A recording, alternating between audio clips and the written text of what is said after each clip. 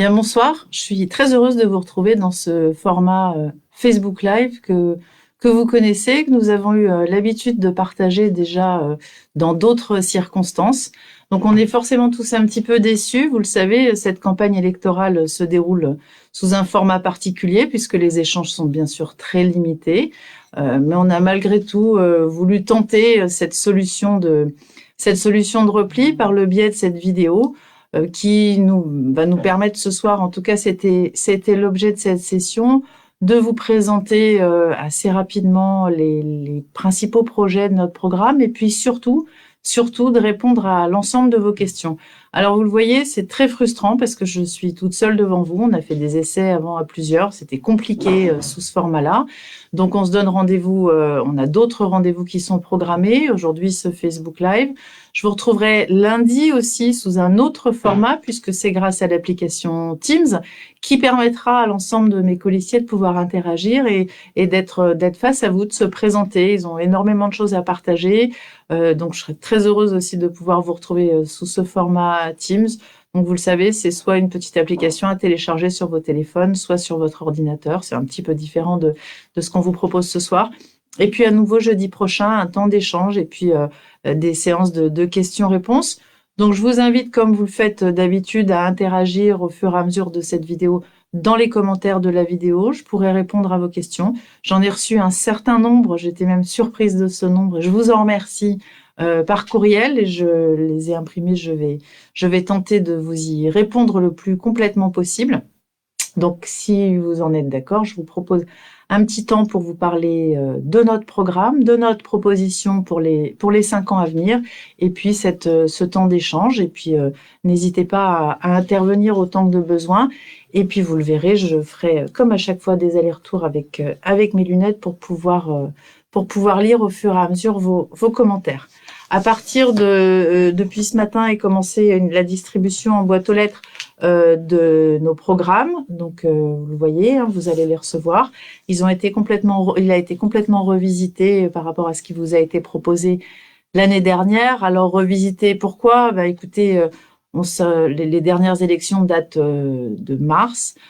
En mars, le Covid n'avait pas encore de nom, ou à peine. On rentrait dans cette phase de crise sanitaire qu'on découvrait jour après jour. Et forcément, un an après les confinements et les diverses mesures de restriction de circulation, d'activité que nous avons eues, il nous a paru nécessaire de revoir nos priorités, de nous adapter et d'essayer de répondre le plus précisément possible et le plus efficacement possible à ce qui était attendu d'une collectivité de la taille d'une mairie, avec les moyens qu'a une mairie aussi. On ne peut pas tout faire, on ne peut pas répondre à tout. Mais en tout cas, comme on l'a fait depuis un an, de la manière la plus précise et la plus individuelle possible, on a pensé qu'il était important de revoir ce programme, de revoir notre réflexion. On a aussi, du fait de nos échanges avec vous, pu constater que les modes de vie de chacun ont aussi été repensés pendant un an et que vos attentes n'étaient peut-être plus les mêmes. Donc, il nous a paru important de revoir ça. Donc, dans ce programme, dans ce document-là, qui est un document assez riche, vous retrouverez bien sûr l'ensemble des colistiers qui m'accompagnent. Vous y découvrirez quelques nouvelles têtes. Je pense que vous serez ravis, peut-être surpris pour certains. Je suis en tout cas très heureuse qu'ils nous aient rejoints. Vous retrouverez aussi les grandes thématiques qui jalonnent la vie municipale avec la déclinaison de nos ambitions sur chacun de ces thèmes. On ne peut pas être exhaustif, mais on a essayé de couvrir le plus de domaines possible. Et puis, vous y retrouverez également une double page sur les projets un petit peu répartis géographiquement dans toute la ville. Alors, je vais essayer de faire... voilà.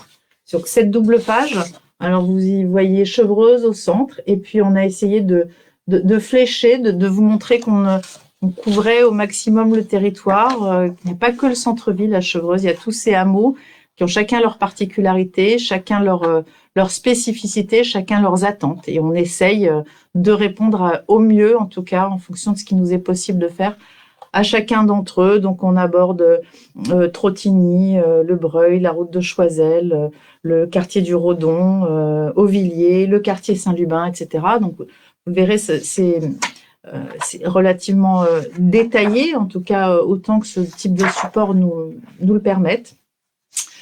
Et puis, nous avons aussi essayé de synthétiser ce qu'on a appelé les grands projets. Alors, les grands projets, ça dépend bien sûr de vos aspirations, évidemment. Ce qui nous a paru le plus structurant. Et on a là encore une grande double page. Je ne sais pas si c'est très, très clair sur cette vidéo. Voilà, je vais essayer non, je ne sais pas très bien quelle est. Voilà, une grande double page sur laquelle on revient sur les projets structurants, enfin qui nous semblent structurants pour ce mandat. Peut-être vous les présenter rapidement et puis après revenir sur la partie questions-réponses et plus interactive, même si c'est toujours plus agréable de s'adresser directement à vous que de faire comme je suis en train de le faire actuellement et de parler à un écran d'ordinateur. Mais voilà, on s'adapte comme on le fait d'ailleurs depuis un an. Donc, dans ces grands projets, ce qu'on a ciblé et qui nous paraissait peut-être le plus structurant, même si il y a un moment un certain arbitrage pour les mettre en avant ou pas. On revient sur le projet de tennis couvert. On en avait parlé l'année dernière lors de la campagne de 2020. Donc, vous le savez, c'est plutôt des tennis recouverts, puisque l'emplacement sur lequel se situe actuellement le club de tennis ne nous permet pas de faire de bâtiments fermés, conformément aux réglementations en matière d'urbanisme sur cette zone. Et nous avions travaillé en amont avec l'architecte des bâtiments de France afin d'essayer de trouver une solution pour que malgré tout, l'utilisation des terrains puisse se faire de tout temps ou pratiquement de tout temps. Donc, ce seront des tennis recouverts et non des tennis couverts, c'est-à-dire avec un toit, ce qui finalement aurait été idéal cette année, puisque avec toutes les restrictions qu'on a eues et les difficultés d'accès aux enceintes fermées, aux enceintes sportives fermées, si ces bâtiments avaient existé, ils auraient pu être autorisés. Donc de la couverture par une structure légère et intégrée de 2 courts de tennis. Donc venons également sur le pôle petite enfance. Vous savez, le pôle petite enfance, c'est une des difficultés qu'on a rencontrées durant le précédent mandat, puisque le chantier s'est arrêté en août 2017 suite à un effondrement partiel du terrain.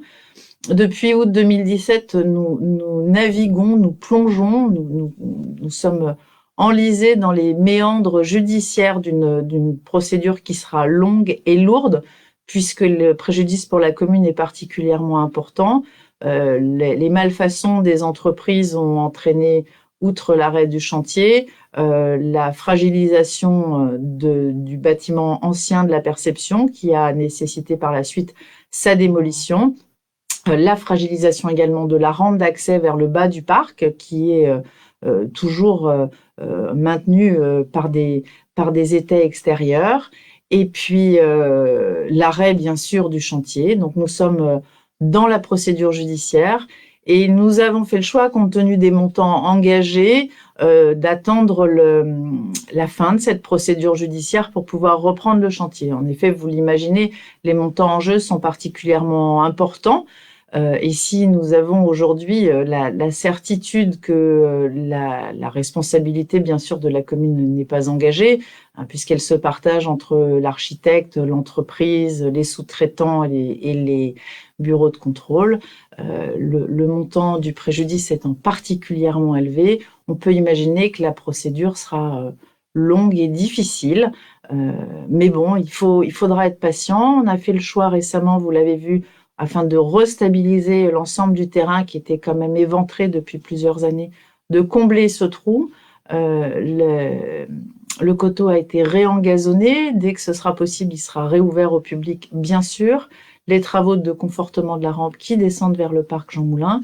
Et puis, on aura au moins récupéré un aspect visuel de cet endroit qui sera, je pense, particulièrement agréable.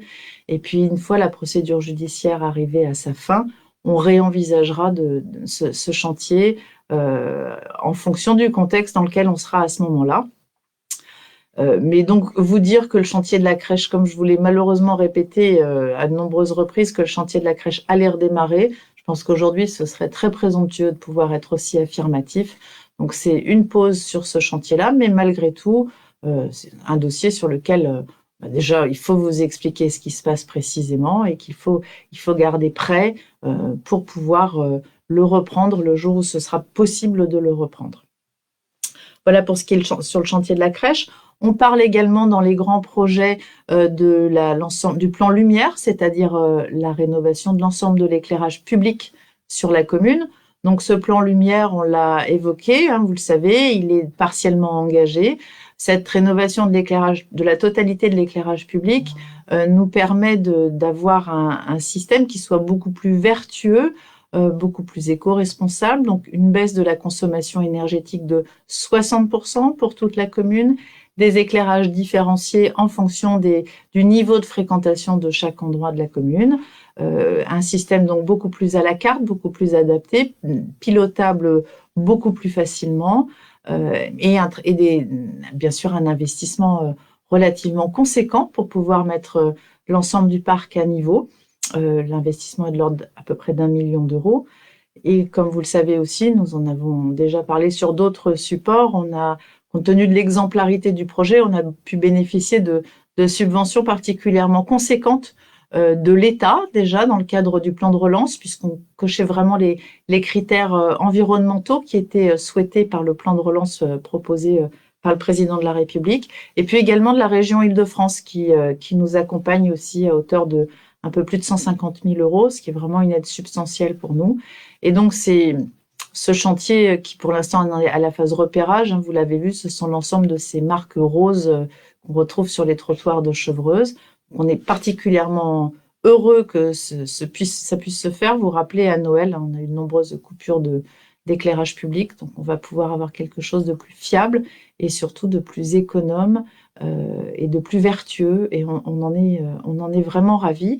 Et bien sûr, sur l'ensemble des systèmes d'éclairage, après plus à l'intérieur des bâtiments, c'est une démarche qui va se poursuivre, en tout cas dans cette recherche d'exemplarité énergétique.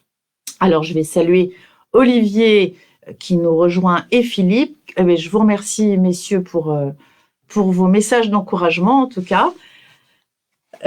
Également sur cette partie grand projet, on revient sur l'aménagement, dont vous avez aussi parlé l'année dernière, de l'aménagement de la mare aux canards. Vous l'avez vu dans le parc des sports, les petites îles au milieu de la mare aux canards se sont très fortement défraîchies.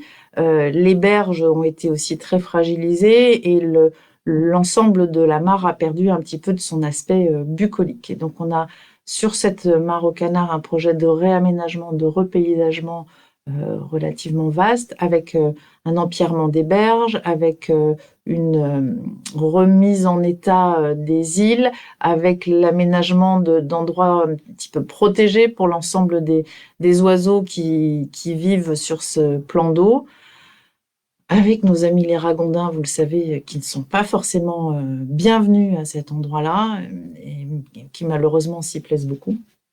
Donc voilà, c'est un projet qui apportera, je pense, encore plus de cachet à cet espace et qui viendra poursuivre en fait les travaux qui ont déjà été faits sur l'aire de jeu des enfants qui se situe juste à côté, et toujours dans l'idée de faire de cet espace du parc des sports et de la mare aux canards un endroit qui soit le plus agréable possible, puisqu'il est particulièrement fréquenté, et je pense que avec les quelques week-ends sympathiques qui arrivent, on va le voir de plus en plus.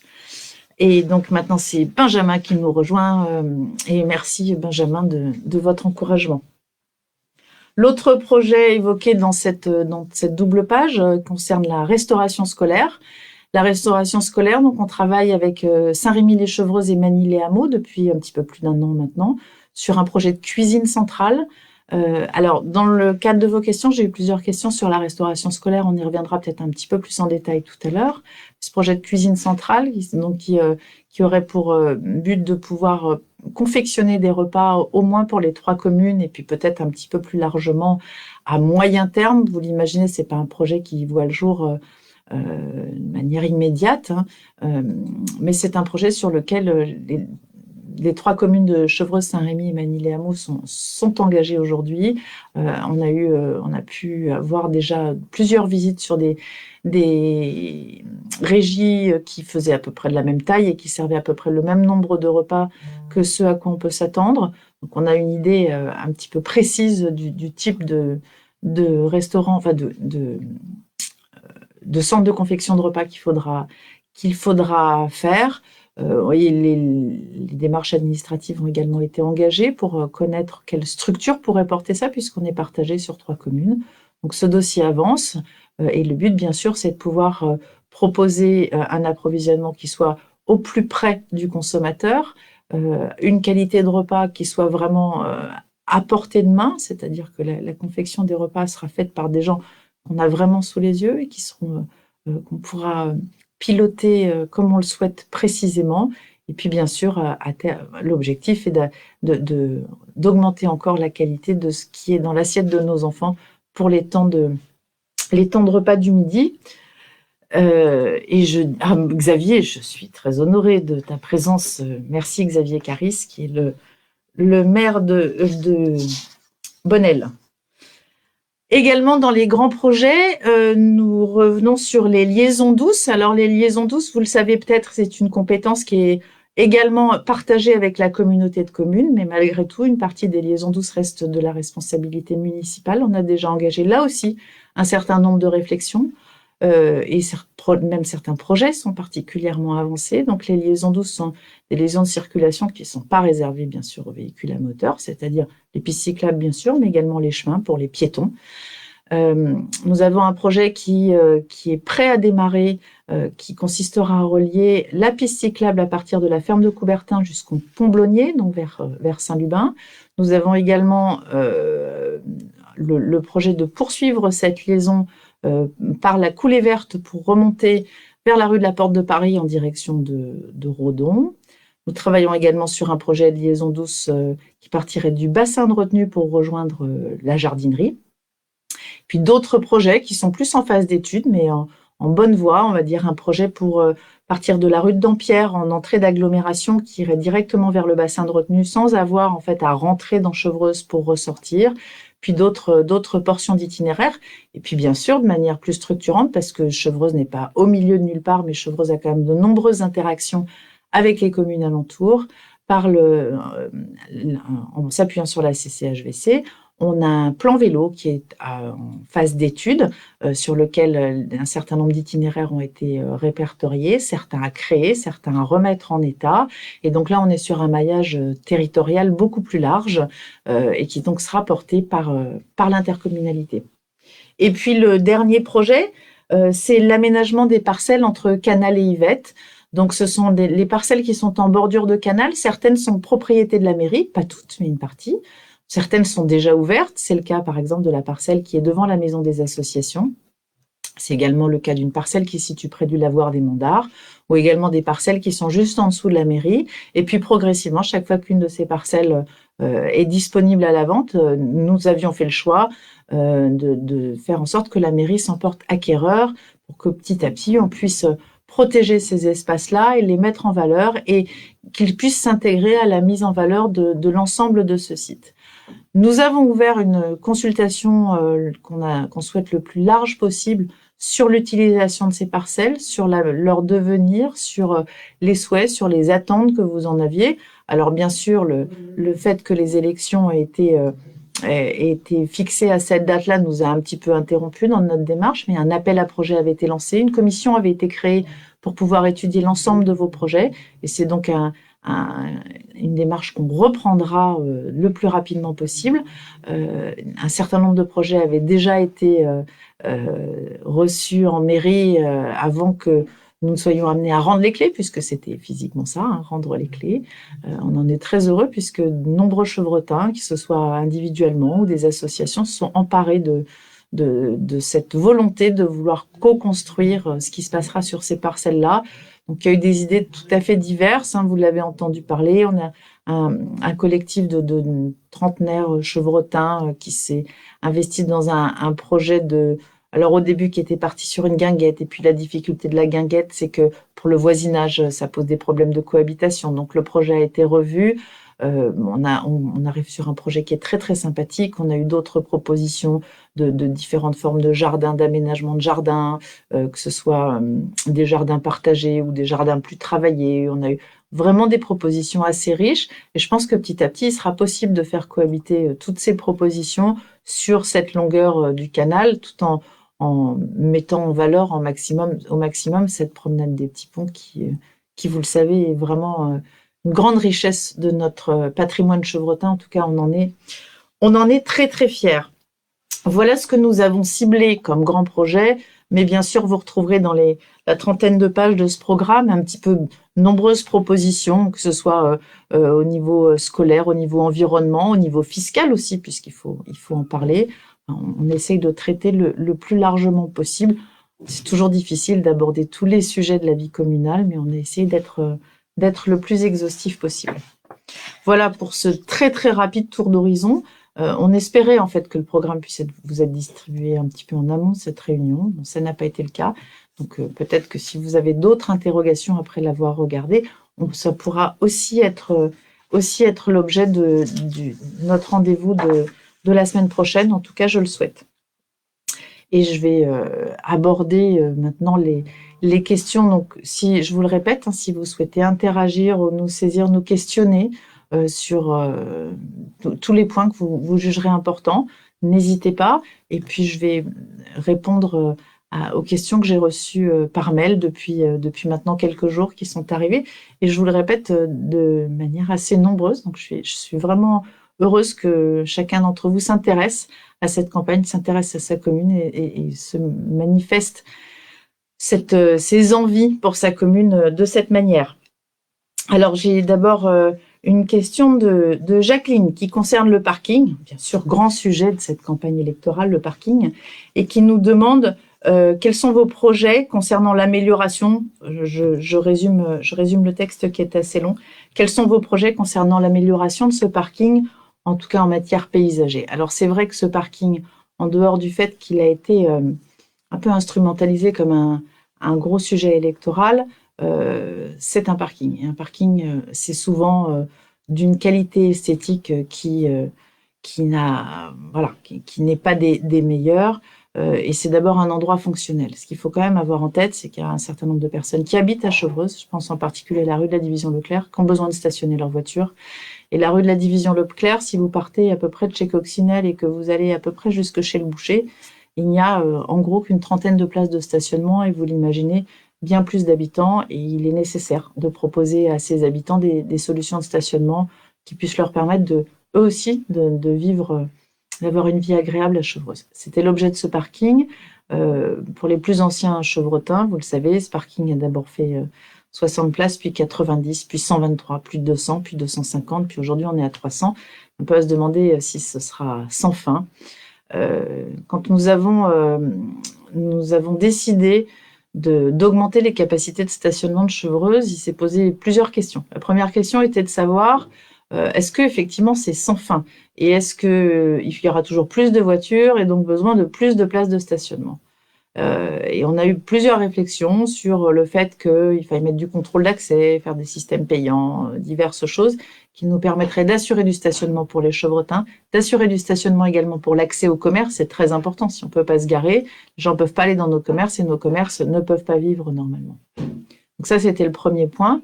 Le deuxième point, est-ce qu'il était nécessaire, pour augmenter nos capacités de stationnement, il y avait deux possibilités. Soit on utilisait les surfaces existantes en tassant les voitures, soit on créait de nouvelles aires de stationnement sur de nouvelles surfaces qui jusque-là n'étaient pas destinées à du stationnement.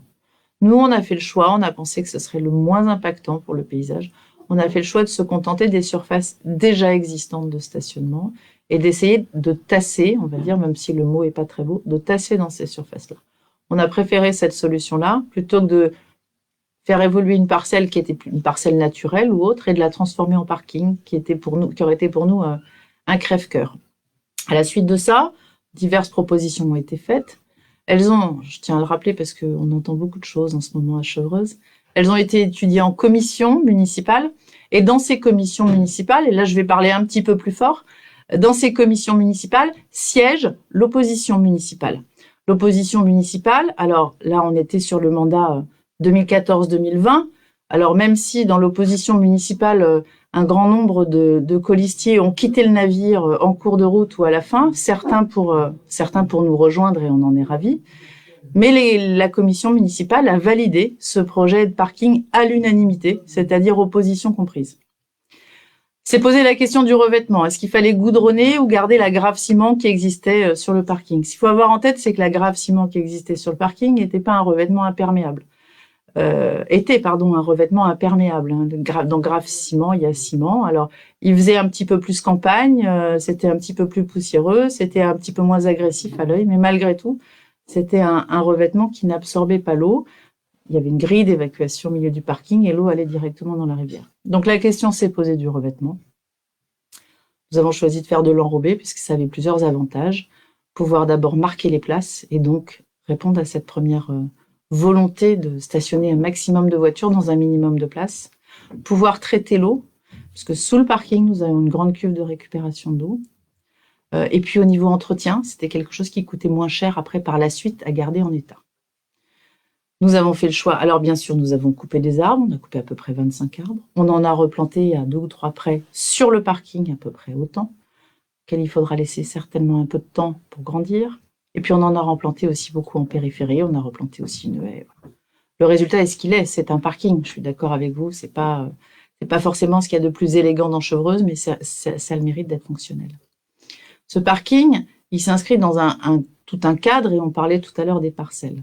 On a ouvert cette consultation justement pour que chacun puisse nous accompagner dans cette réflexion autour de cet ensemble, de ce lien entre le parc des sports et le bourg de Chevreuse. C'est vraiment une réflexion sur laquelle on souhaite que tout le monde soit associé. J'ai eu un certain nombre d'entretiens avec l'architecte des Bâtiments de France, à ma demande, contrairement aussi à ce qui peut se raconter, pour qu'on retravaille ensemble l'aspect paysager de ce parking de la Maison des Associations. Nous avons fait le choix, volontairement, avec l'architecte des Bâtiments de France, de porter cette réflexion à distance des élections municipales. Parce qu'on ne voulait pas que la réflexion soit polluée par tout ce qui pouvait être colporté comme bruit autour de ce parking. J'ai entendu beaucoup de choses. J'ai entendu que le préfet m'avait infligé une sanction administrative dont j'ai plus le nom en tête. C'est faux, bien sûr, c'est faux. Que le parc m'avait enjoint de faire des travaux. Je n'ai jamais reçu de courrier du parc dans ce sens. J'ai vaguement vu un brouillon de courrier émanant de mon opposition, mais un courrier signé du président du parc, dans ce sens-là, non, j'en ai jamais reçu.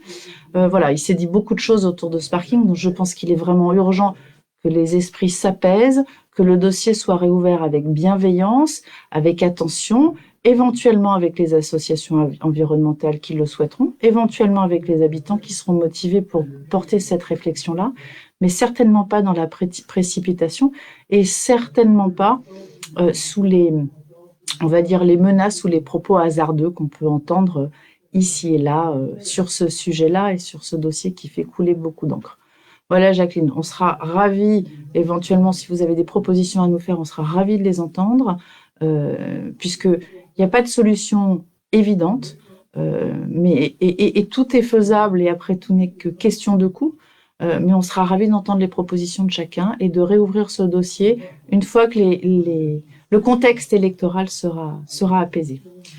Voilà pour ce dossier parking. J'ai été assez longue parce que comme la question est revenue plusieurs fois, je renverrai à cette réponse-là que j'ai essayé d'être le plus large possible et que je vous rappelle qui, à notre avis, doit être relié à l'aménagement total du parc avec la réflexion sur les parcelles, etc. Donc, l'ensemble de ce site qui est une vraie valeur ajoutée pour Chevreuse.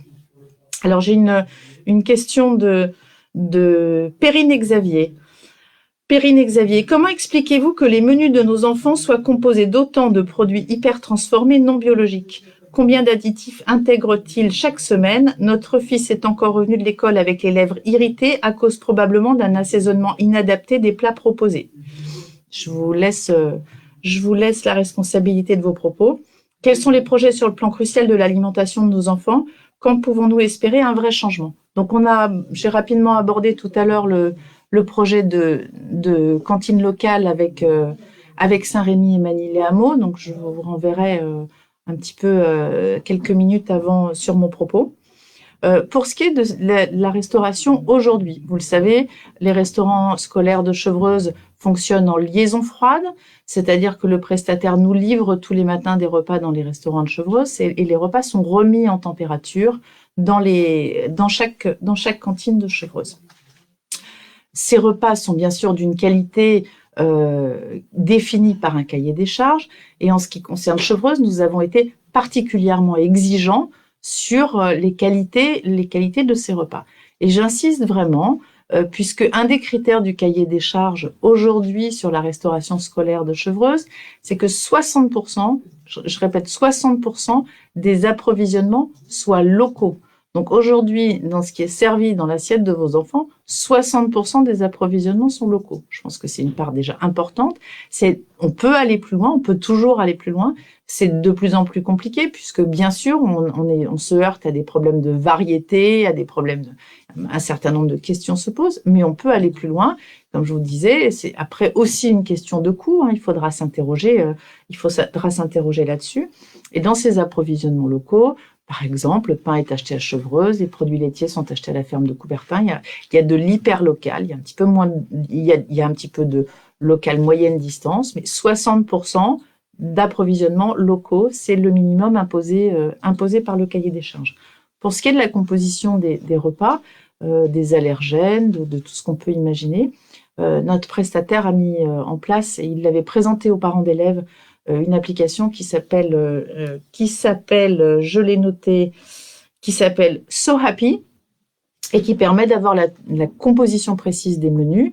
On peut également demander au prestataire ou à la mairie de Chevreuse, puisqu'elle elle est en possession, les recettes. C'est bien sûr tout à fait accessible. On a reçu à de nombreuses reprises les parents d'élèves pour leur répondre à leurs questions avec le prestataire ou même uniquement les services pour répondre à leurs questions sur ces sujets-là.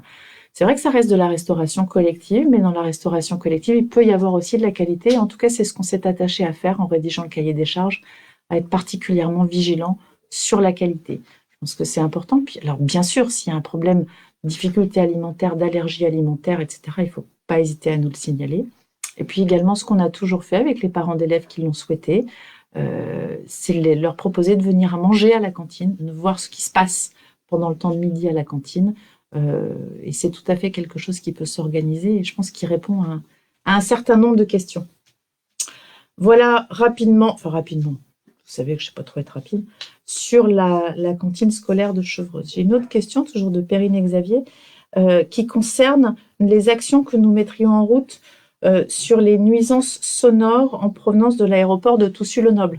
C'est quelque chose auquel on a tous été confrontés à la sortie du confinement. Oh pardon, j'ai raté beaucoup de questions. Je reviens sur Toussus-le-Noble. J'ai raté beaucoup de questions à côté. Je vais saluer d'abord Magali, qui nous parle bien sûr du projet de cuisine centrale. Et puis entre Chevreuse-Saint-Rémy et Magny, le cœur de Magali balance.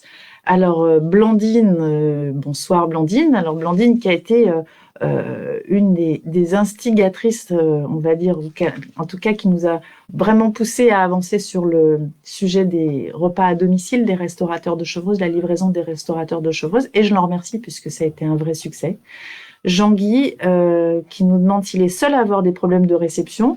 Bah, écoute, je ne sais pas te répondre Jean-Guy, mais chez nous ça marche, je te confirme, puisque j'ai un assistant là juste en face et il me fait comme ça, donc ça a l'air de marcher. Je crois qu'on n'habite pas très loin, Jean-Guy, donc mais si tu veux, je te passerai le replay. Voilà. Sarah, bien sûr, ça revient à la norme. Ah bah écoutez, parfait, vous réglez vos problèmes techniques entre vous. La régie me dit que tout est OK. Très bien. Et donc, je continue sur les questions que j'ai reçues par écrit. Et donc, on en était aux nuisances sonores. Donc, ça a été particulièrement sensible, peut-être parce qu'on s'était habitué pendant plusieurs mois à ne rien entendre à la sortie du confinement. Alors, vous le savez, c'est un combat c'est un dossier qui est porté par Chevreuse, Magny, Saint-Rémy, Gif, enfin l'ensemble des communes situées dans ce tour de piste ou ce dernier virage à la bord du tour de piste de Toussus-le-Noble, pardon, et avec un sentiment que les choses avaient explosé au mois de mai l'année dernière à la sortie du confinement. Un certain nombre d'actions ont été entreprises par les communes. Alors vous le savez, nous n'avons pas la main directement, c'est la police de l'air, donc c'est au niveau national que se règle le trafic aérien et les communes n'ont pas la main. Moi, j'ai porté un certain nombre d'actions localement auprès de la gendarmerie, auprès de la DGAC. On m'a expliqué que je me trompais, qu'il n'y avait pas d'avion, que je devais rêver ou bon. Enfin, on est plutôt tombé sur des gens qui ont fait la sourde oreille sur les préoccupations des habitants. Et c'est surtout le cas sur le quartier de Redon et de Auvilliers, mais surtout Chevreuse, mais plus précisément là, sur ces deux quartiers-là. Donc, assez peu d'accompagnement des services de l'État. Nous avons saisi le préfet également à plusieurs reprises. C'est également resté sans réponse. On s'est associé aux communes de Magny, Gif, Saint-Rémy, comme je vous le disais tout à l'heure, pour avoir une action avec plus de poids. Des collectifs associatifs qui se regroupent au sein de l'Alliance, si vous avez entendu parler de cette association, s'organisent également pour avoir un certain nombre d'actions ciblées. Et puis devant la non-réponse des services de l'État, ou en tout cas la réponse que je jugeais insatisfaisante de nous dire que tout se passait normalement et qu'il n'y avait aucun changement, j'ai pris l'initiative avec des habitants du quartier de Redon de demander à un huissier de justice de venir constater le survol de la vallée de Chevreuse sur un week-end, enfin une journée de beau temps. Et donc c'est un constat qui a été fait fin février, début mars, je ne sais plus exactement la date en tête. Malheureusement, je n'ai pas vu, en tout cas en tant que maire, le résultat de ce constat, mais il nous permettra d'avoir une position plus forte auprès de la DGAC qui aujourd'hui n'a eu comme réponse que mais vous vous trompez, Madame le maire, il n'y a absolument pas plus d'avions qu'il n'y en avait avant. Voilà, on essaie également d'accompagner les collectifs, comme je vous le disais, les collectifs associatifs. Ceci dit, on est absolument hors compétence municipale. Donc, à part essayer de faire du bruit et de porter la voix des riverains le plus haut possible, le nombre de leviers qu'on a est relativement limité, mais on essaye malgré tout de s'en servir. Et je vous dis, avec une vraie collaboration avec les communes voisines. Je pense surtout à Magny-les-Hameaux parce que c'est vraiment le maire de Magny-les-Hameaux qui est le plus actif sur ce dossier-là, parce que aussi le plus impacté. Et c'est important dans le cadre de ce genre de dossier d'avoir des vrais liens avec les collègues des communes alentours. Voilà, donc peu de résultats pour l'instant, et malgré tout une mobilisation forte. Et je vais en profiter pour un tout petit peu étendre cette question du bruit, puisqu'il y a également les bruits terrestres, hein, les bruits des voitures, les bruits des motos. Alors là, j'avoue que plus la commune de Dampierre en Yvelines, qui est la plus touchée, Saint-Forget également avec les 17 tournants. C'est vraiment un fléau horrible pour ces communes-là, mais sur lequel on a également des répercussions. Et là encore, un certain nombre d'actions sont menées. Nous avons financé l'ensemble de ces communes en s'appuyant sur la CCHVC une expérimentation avec Bruit Paris, vous le savez, pour que des radars Méduse puissent être implantés, des radars qui mesurent le niveau sonore et qui, alors en franchissant pas à pas les différents niveaux d'expérimentation, qui puissent à terme être amenés à verbaliser à la volée, comme ça existe pour les contrôles de vitesse, on puisse avoir la même chose pour les contrôles de niveau sonore. C'est pas encore le cas. 2 radars ont été installés dans la vallée de Chevreuse. C'est pas encore le cas, mais c'est un domaine sur lequel on avance. Et sur ce domaine-là, on a également Jean-Noël Barrot, notre député, qui est aussi particulièrement mobilisé. Je voudrais quand même, et pour conclure sur ce dossier des nuisances sonores et en particulier de l'aérodrome de Toussus-le-Noble, préciser aussi que Toussus-le-Noble, c'est un pôle de développement économique important qui a de nombreux emplois sur cette base de Toussus-le-Noble et que voilà, on arrive vraiment aux confins de 2 sujets qu'il faut savoir préserver. L'un qui est la tranquillité des habitants et l'autre qui est le développement économique d'un territoire. Ces sujets sont parfois difficilement compatibles et on essaye vraiment tous de trouver le juste milieu pour que chacun puisse avancer sereinement, en tout cas dans chacun de son côté. Voilà pour ce qui est des nuisances sonores. Et toujours une question de Perrine Xavier.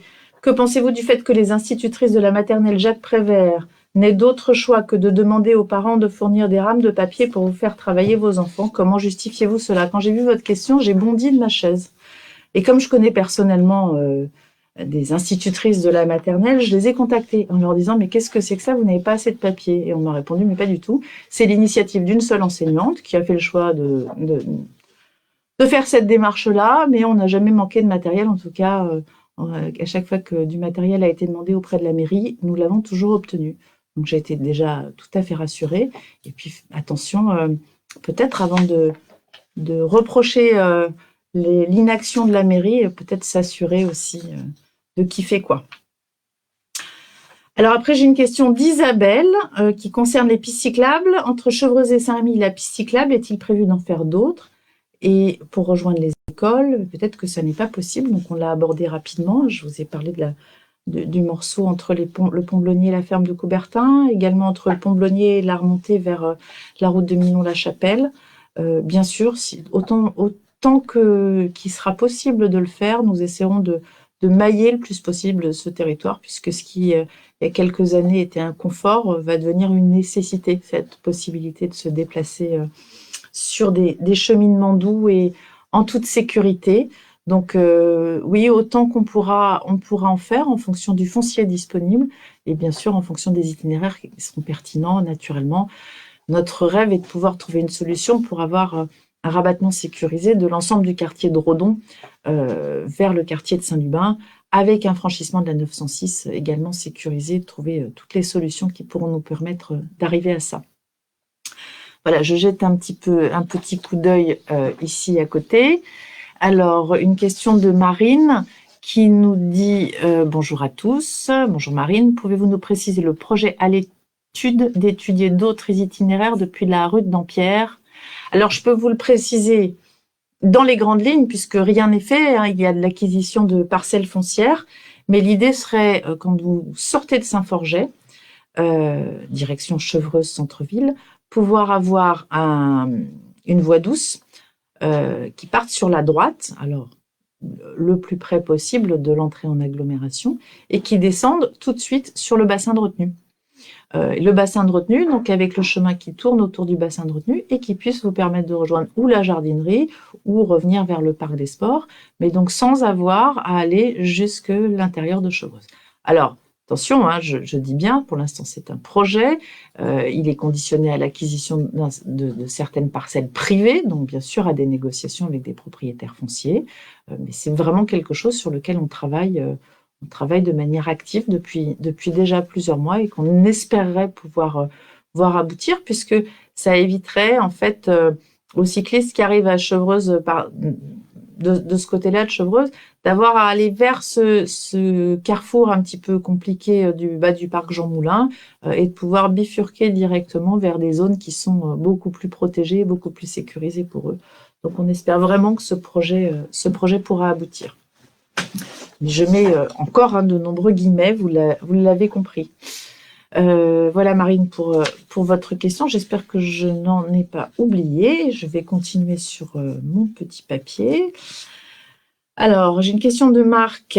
Bonjour madame, nous avons reçu un tract de vos opposants concernant les finances de la ville. Pourriez-vous nous éclaircir là-dessus? Alors oui, vous avez vu l'Argus des communes.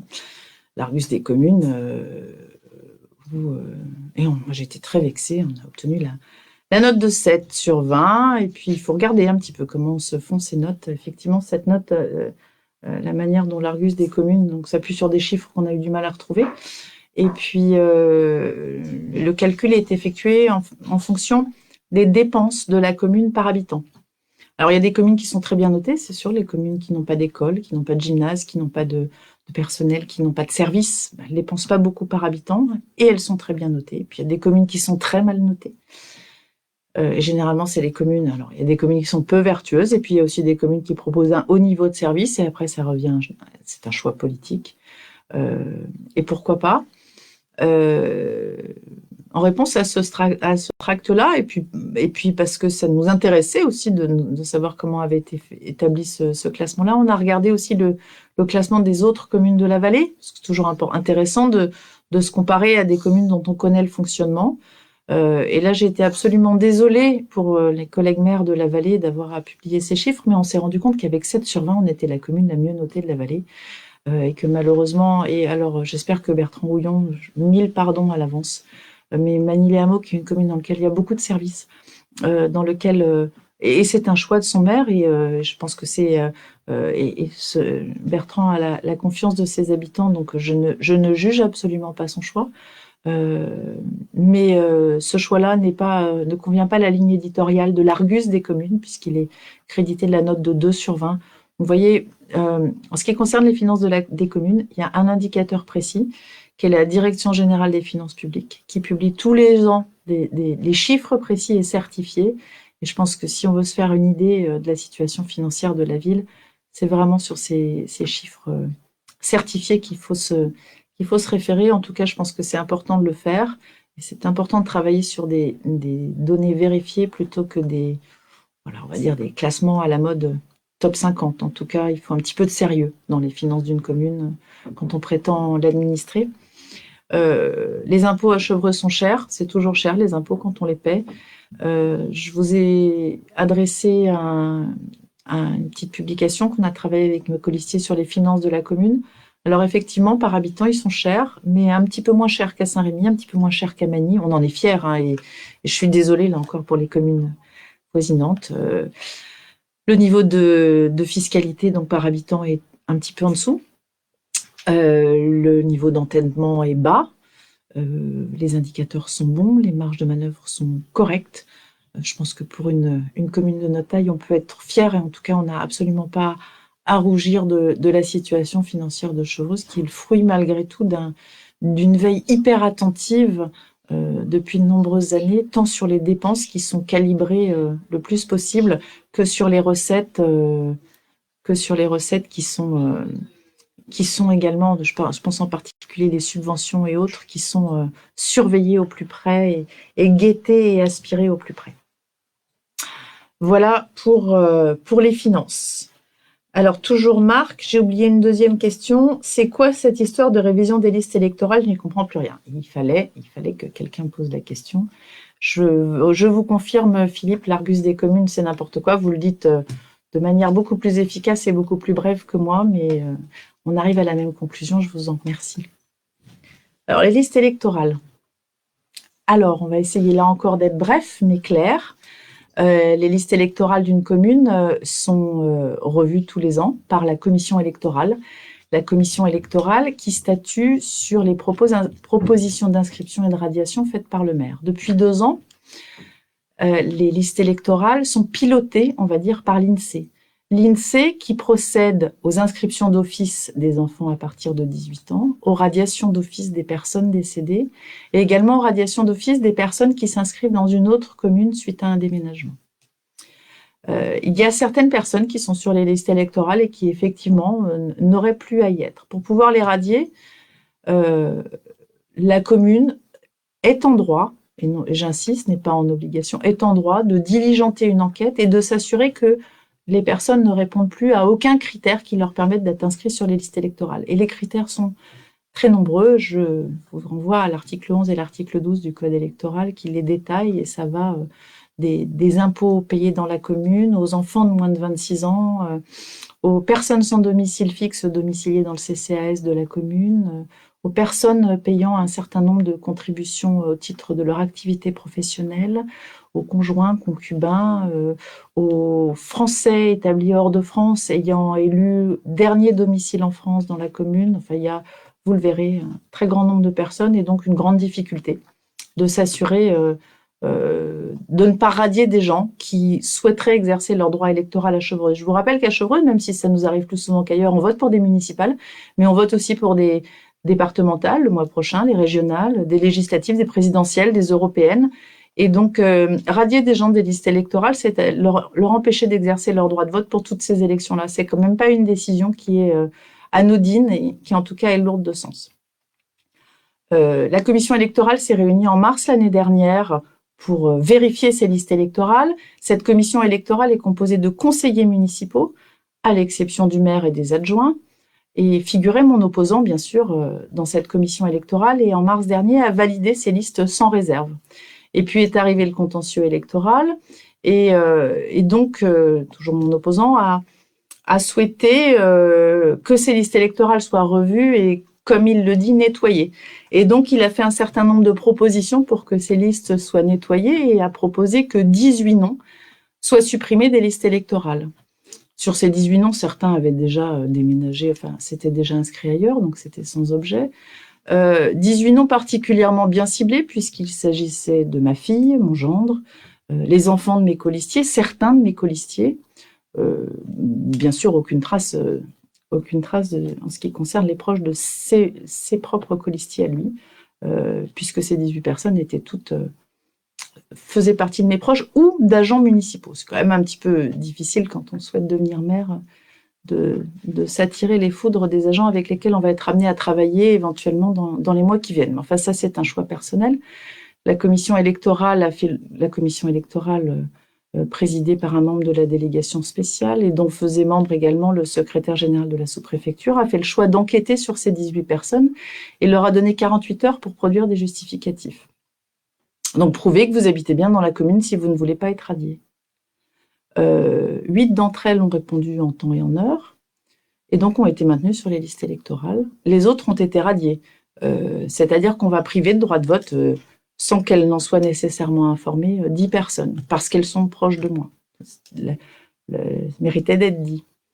Mais non satisfait de la décision de la commission électorale, aujourd'hui, mon opposant attaque 5 de ces 8... Enfin, mon opposant, non, pardon, soyons précis. Le conjoint de sa première adjointe, Monsieur Billet, donc, attaque 5 de ces personnes devant le tribunal d'instance, à qui il demande à nouveau la radiation des listes électorales. Vous le savez, est concerné Pierre Godon, est concerné également mon gendre, que vous entendez peut-être en bruit de fond dans la pièce d'à côté, et là encore un certain nombre de mes colistiers, donc qui auront à aller prouver devant le juge la semaine prochaine qu'ils habitent bien Chevreuse. Voilà, je trouve que cette démarche est très particulière et dénote d'un état d'esprit très particulier. Et quand on en arrive à la conclusion que, puisque je l'ai entendu, que vous voyez, les listes électorales ne sont pas tenues à Chevreuse, et si les gens avaient été correctement radiés, les résultats de mars l'année dernière n'auraient pas été les mêmes. Je pense que le message lui sera transmis. Si effectivement vous voulez vous montrer dans un rôle aussi neutre et impartial, je vous invite aussi à faire le ménage dans vos proches, puisque je pense que même si dans les personnes que vous avez ciblées, je ne crois pas qu'il y ait de personnes concernées par des situations qui pourraient questionner. En revanche, j'ai l'impression qu'autour de vous, c'est des choses qui peuvent arriver. Ceci dit, et j'en terminerai là-dessus, je n'entamerai pas la démarche de radier des gens des listes électorales contre leur gré ou sans les avoir prévenus. Je pense que le droit de vote est un droit personnel qu'on peut exercer librement. Et en tout cas, je ne me risquerai pas à faire des enquêtes poussées, fiscales, sociales ou autres, sur des habitants de Chevreuse sans leur consentement, avec la seule motivation de les faire radier des listes et qui ne votent pas pour mon opposant. Voilà pour les listes électorales. Pardon d'avoir été un peu cru et un petit peu dur, mais vous comprendrez que cette situation nous est particulièrement horripilante depuis maintenant plusieurs semaines et il était important de faire le point. Voilà pour les listes électorales. Et revenons à des sujets plus doux. Et je remercie, puisque je vois que Monsieur Marie commente. Alors, je vais reprendre dans l'ordre. Pardon, Cathy Durand. Y aura-t-il un projet de marché avec des produits locaux sur Chevreuse? Il me semble que la population est demandeuse, donc je vais revenir là-dessus tout de suite. J'ai assisté aux 2 commissions sur les listes électorales. Je ne savais pas si je devais rire ou pleurer. Demander à des gens de prouver leur légitimité le jeudi matin pour une radiation le lundi sans réponse de leur part. Voilà, merci Monsieur Marie de confirmer ce que je viens de résumer. Attention aux sources qui communiquent sur l'interprétation des chiffres comme l'Argus des communes. Entre les données officielles et l'interprétation, il y a le jugement de valeur, parfois la suggestion. C'est pour ça que je vous renvoie sur le site de Bercy, ministère des Finances. Je pense qu'on pourra difficilement mettre leurs chiffres en doute. Et merci Monsieur Marie, j'ai essayé de rester calme. Vous avez vu, c'était limite, mais je pense que ça va mieux en expliquant à chacun ce qui s'est réellement passé. Je reviens, j'allais rater la question de Cathy sur le marché local. Alors le marché, c'est une question qui revient de manière récurrente à Chevreuse et les anciens ont connu le marché de Chevreuse sur la place de l'église. C'est difficile, oui, c'est une envie qu'on a tous d'avoir un marché à Chevreuse, mais c'est difficile parce qu'on a aussi un très beau tissu commercial à Chevreuse. On a aussi des commerçants qu'il faut protéger et c'est difficile de les mettre en concurrence avec ce type d'organisation. Il faut aussi se dire qu'on a un magnifique marché à Saint-Rémy-les-Chevreuses le samedi matin. on a la chance de pouvoir utiliser ce marché-là.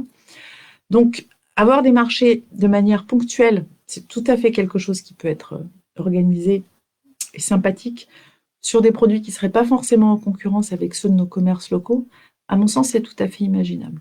Avoir un marché de manière récurrente à Chevreuse qui pourrait se retrouver en concurrence avec nos commerces locaux, je vous avoue que moi, c'est une solution que je trouve beaucoup plus hasardeuse parce que on a vraiment la chance, et regardez dans les communes autour de nous, c'est pas le cas partout, d'avoir en particulier pour le commerce de bouche une offre très riche et très diverse avec des commerçants de qualité. Et moi, je m'attache vraiment à essayer de les préserver au maximum. Voilà, le marché de Saint-Rémy n'est pas très très loin. Je pense qu'on peut aussi imaginer des marchés spécifiques sur des thèmes précis, mais en étant particulièrement attentif et en veillant à maintenir les équilibres économiques locaux. Je pense que ça reste primordial. Voilà, Cathy, vous voyez, je vous dis pas, je vous signe pas un papier en vous disant, mais madame, pas de problème, votez pour moi, on va faire un marché. J'essaye de contextualiser votre proposition et au regard de ce que nous avons à Chevreuse et de ce que nous avons surtout la chance d'avoir. Alors, Alice nous dit, c'est vraiment n'importe quoi de radier ces personnes, surtout le docteur Godon qui est tellement cher à Chevreuse. Oui, Alice, je vous confirme. Et entre la procédure et le procédurier, le discernement, voire l'élégance. Oui, alors là, Jean-Guy, je crois que l'élégance, on en reparlera peut-être dans 15 jours, mais je crains que pour les jours qui restent, ce soit un sentiment qui ne soit pas dans la tête de tout le monde. Alors, je vais continuer sur mes petites questions. Nous avons une question sur la crèche de Philippe. Je pense que j'ai évoqué le dossier de la crèche, je ne vais peut-être pas y revenir si on veut balayer tous les sujets, puis ça va bientôt faire 1 heure que je vous raconte ma vie, donc on ne va pas non plus trop s'éterniser. J'ai une question d'Olivier. Olivier qui nous parle de l'accès entre la piscine et le stade. Bonjour. J'apprécie depuis plusieurs années les équipements sportifs à Chevreuse et je vous en remercie pour cette qualité. En campagne électorale, c'est souvent l'annonce de grands chantiers. Je pense que Chevreuse est super bien équipée, mais par contre, l'accès de la piscine depuis le stade de rugby n'est pas top. Je trouve que pas top, vous êtes gentil. C'est vraiment pas top. Ne pourriez-vous pas mettre du gravier ou autre? Alors, ça fait partie des petits points de difficulté entre les différentes structures administratives que vous côtoyez sans forcément les voir. Mais la piscine, les couloirs d'athlétisme, les aires de lancer, le gymnase du bas sont la propriété du CIVOM, géré par le CIVOM, ainsi que le parking du collège. Les autres équipements sont propriété de la ville de Chevreuse, gérée par la ville de Chevreuse. Et il existe de manière historique un petit contentieux sur la propriété des terrains, le fameux dossier des terrains d'assiette, qui est un dossier beaucoup plus technique que politique, qui fait que le CIVOM se refuse aujourd'hui à remettre en état cette zone d'accès. C'est dommage, mais je ne désespère pas que ce soit fait rapidement. On est vraiment sur un point dur juridique et administratif, et c'est dommage parce que ce sont les Chevretins qui en pâtissent. Et vous l'avez vu, on a un petit bout de descente, un petit bout de montée, et au milieu, on a un trou. Bon, on peut espérer que ce soit fait rapidement. En tout cas, c'est ce que je souhaite sincèrement. Alors, Magali, devant ces accusations affligeantes et mensongères d'un monsieur qui se présente en remplacement de notre mairesse, je pense qu'on ne peut que voter. Merci Magali. Laure, notre maraîchère installée à Chevreuse, vend la map locale. Oui, bien sûr, Laure, effectivement, merci de le rappeler. On a là-haut à Trottigny, vous le savez, une AMAP. Et puis, on a également l'approvisionnement à la ferme et différents producteurs. Réception vraiment pas top. À plus tard, Jean-Guy, on te fera un résumé. Alors, j'avais encore une question de Perrine et Xavier qui nous parle de l'antenne. Comme vous le savez, il y a une importante antenne téléphonique à quelques mètres de la cour de récréation de l'école Jacques Prévert. Quelles sont les données disponibles à la mairie nous permettant de s'assurer qu'il n'y a pas d'impact sur la santé des enfants? Alors, l'antenne fait partie des sites, bien sûr, qui sont très régulièrement surveillés, protégés par l'ARCEP. Et de manière individuelle, vous pouvez demander des mesures. Il y a un CERFA approprié et les opérateurs sont tenus de vous fournir des mesures. Alors vous allez sur le site de l'ARCEP, vous allez trouver toutes les coordonnées des dernières mesures effectuées sur cette antenne-là. Et puis, il y a un CERFA, on pourra vous le mettre en lien de la vidéo si vous le souhaitez. Si vous souhaitez demander à l'opérateur des mesures spécifiques, Ils sont tenus de les faire. Un CERFA à remplir, à adresser, je crois que c'est le ministère de l'Environnement. Et ces mesures sont effectuées. Elles sont demandées de manière régulière par les habitants de Chevreuse sur les différentes antennes. Elles ne sont pas très nombreuses à Chevreuse. Vous le savez, il y a l'antenne du Vossery, il y a l'antenne du Vossery qui regroupe tous les opérateurs, l'antenne de la rue Fabre-d'Églantine sur laquelle il n'y a que l'opérateur Orange. Il y a également l'antenne de Méridon. Et qu'est-ce que j'oublie? Et je crois que je n'en oublie pas. Donc elles sont peu nombreuses à Chevreuse. C'est une volonté, mais malheureusement, il y a des trous aussi dans la couverture. Là encore, il faut essayer de trouver le meilleur équilibre entre une couverture optimale et un impact visuel et environnemental et sur la santé, même si ça reste hypothétique, qui soit le plus bas possible. J'ai une question de Françoise qui nous dit « La nouvelle aire de jeu est un succès et mes petits-enfants en profitent bien. » Donc on est super content. Le week-end, elle devient rapidement occupée. Prévoyez-vous de l'agrandir? Écoutez, ce n'est pas un projet qu'on avait de manière immédiate, mais si c'était nécessaire, oui, c'est tout à fait possible. Je vous rappelle qu'il y a une autre aire de jeu à côté du Pont-Blonnier, qui est aussi très agréable, qui a été refaite l'année dernière ou il y a 2 ans. Et si ça s'avérait nécessaire et si elle était vraiment surchargée, oui, on serait heureux de l'agrandir, puisqu'on est forcément heureux de voir des enfants s'amuser dans le parc. Donc pourquoi pas? Ça peut tout à fait s'envisager. Je regarde en même temps ici à côté. Une question également de Ludovic sur la cantine. J'ai entendu parler du changement de la restauration scolaire, mais à vrai dire, qu'avez-vous prévu ou pas prévu de faire? Je vais vous renvoyer un tout petit peu en arrière, Ludovic, et je pense que j'ai répondu déjà de manière assez large sur la cantine. Une question de Marina. Bonsoir, notre commune est très paisible et sa verdure doit être respectée. On est d'accord. Quelle place occupe l'environnement dans votre programme et quelles actions allez-vous faire pour préserver notre cadre de vie et éviter la recrudescence des constructions? Alors, je vais vous laisser regarder le programme que vous allez avoir ce soir ou demain en boîte aux lettres. En revanche, sur les constructions, je pense qu'il est important de répondre. Les constructions, elles sont réglementées par le Code de l'urbanisme, par le PLU, par un certain nombre de documents. Le maire délivre des autorisations d'urbanisme si les projets de construction répondent aux obligations de ces documents-là. On a tendance à penser que le maire agit un peu selon sa volonté et accorde ou n'accorde pas les permis de construire. C'est des autorisations très très administratives. Le projet est conforme aux documents réglementaires, le permis est accordé. Le projet n'est pas conforme, il n'est pas accordé. Moi, il m'est arrivé d'accorder des autorisations d'urbanisme sur des choses que je trouvais absolument abominables et d'en refuser sur des choses que je trouvais tout à fait superbes. Mais voilà, il y a un règlement et il est difficile, il n'est même pas possible de le contourner. Empêcher les constructions, c'est pas possible. Quand les gens ont des terrains constructibles, ils ont des droits à construire. Et ces droits à construire, c'est pas possible de les empêcher de les exercer. Donc après, on essaye de discuter avec eux pour que les projets de construction s'intègrent le mieux possible dans notre paysage. Mais c'est pas forcément nous qui avons le dernier mot. Il y a par exemple aujourd'hui une parcelle qui vraisemblablement sera amenée à être construite en face de la rue de Dampierre. Je sais qu'il y a un certain nombre de personnes qui souhaiteraient que cette parcelle soit transformée en jardin partagé. C'est du terrain constructible. Le propriétaire est en droit d'avoir un projet et de vouloir construire. Le propriétaire est également en droit de vendre pour que ce soit construit. Et le terrain étant constructible, la mairie n'a pas la possibilité d'y refuser toute construction. On pourrait imaginer que le terrain soit acheté pour en faire des jardins. Je pense que le prix du mètre carré de jardin serait assez exorbitant. Et dans tous les cas, si ce terrain était à vendre pour en faire des jardins, la préfecture, puisque vous savez que nous sommes en déficit de logements sociaux par rapport à nos obligations, donc la préfecture préempterait le terrain et pourrait construire elle-même un nombre de logements sociaux le plus élevé possible par rapport aux possibilités au mètre carré. Voilà. Donc il faut faire attention quand on parle de construction. On essaye de faire en sorte, plutôt par le dialogue, que ces constructions s'intègrent au mieux à l'existant. Empêcher toute construction sur Chevreuse, c'est non seulement pas possible, mais pas souhaitable non plus.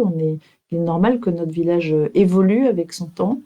Mais il faut être particulièrement vigilant et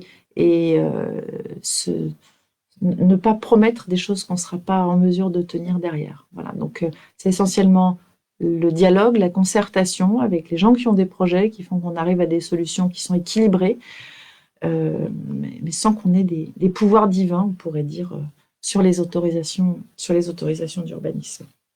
Je pense que j'ai déjà été très très longue. Je regarde s'il y a des sujets que nous n'avons pas abordés. Je pense que j'ai fait à peu près le tour de tout ce sur quoi j'avais été saisie. Je regarde si j'ai rien raté. Et il y a encore une petite question. Et non, c'est un rappel. Bien sûr, donc je vous rappelle, comme je vous l'ai dit tout à l'heure, que je serai heureuse de vous retrouver lundi sous un autre format, donc Teams, avec l'ensemble de mes colistiers, voilà, plus interactif, un petit peu différent. J'espère que la technique nous suivra, puisque vous savez, c'est des formats auxquels on s'oblige depuis maintenant un an, et qui finalement ont un certain nombre d'avantages aussi, il faut bien le dire, et quelques inconvénients. Et en tout cas, l'inconvénient le plus important est ce manque d'interaction et de contact avec vous qui nous manque beaucoup. Donc on se retrouve lundi, format Teams, et jeudi prochain, Facebook Live, à nouveau pour un échange, questions-réponses, donc soit par mail à l'avance, vous l'avez vu, à l'ancienne, j'imprime et je lis mes questions, soit en interagissant dans les commentaires autant que vous le voulez. Moi, j'ai été, j'espère, le plus complète possible et en tout cas sincère dans mes réponses, vous l'avez vu. Masquant pas forcément mes émotions, pas suffisamment, mais c'est comme ça, je suis ainsi. Je vous rappelle, donc élection un seul tour, le 9 mai, donc faites le bon choix pour votre commune. En tout cas, nous, on reste mobilisés pour Chevreuse, pour ses habitants. On aime passionnément notre ville et voilà, ne vous trompez pas, à lundi, à jeudi et à dimanche prochain.